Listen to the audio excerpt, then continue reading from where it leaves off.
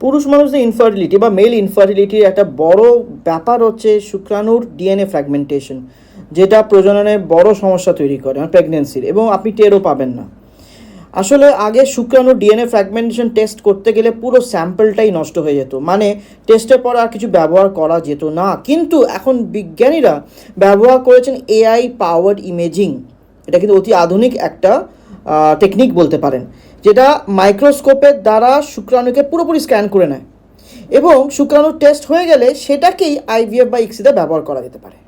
AI খুঁজে বের করে নেয় সে ক্ষুদ্র ক্ষুদ্র সূক্ষ্ম সিগন্যাল, যেমন শুক্রাণুর মাথায় আলো প্রতিফলন কেমন হচ্ছে বা চলাফেরায় কেমন ধরন, সেখান থেকে বোঝা যায় যে ডিএনএ ফ্র্যাগমেন্টেশনের পূর্বাভাস কতটা। সুতরাং এটা একটা গেম চেঞ্জার, বুঝতে পারেন। নিরাপদ টেস্টিং এবং ভালো এমব্রায়ো নির্বাচন করা যায় এবং নিঃসন্তান দম্পতিদের জন্য নতুন আশা দেয়।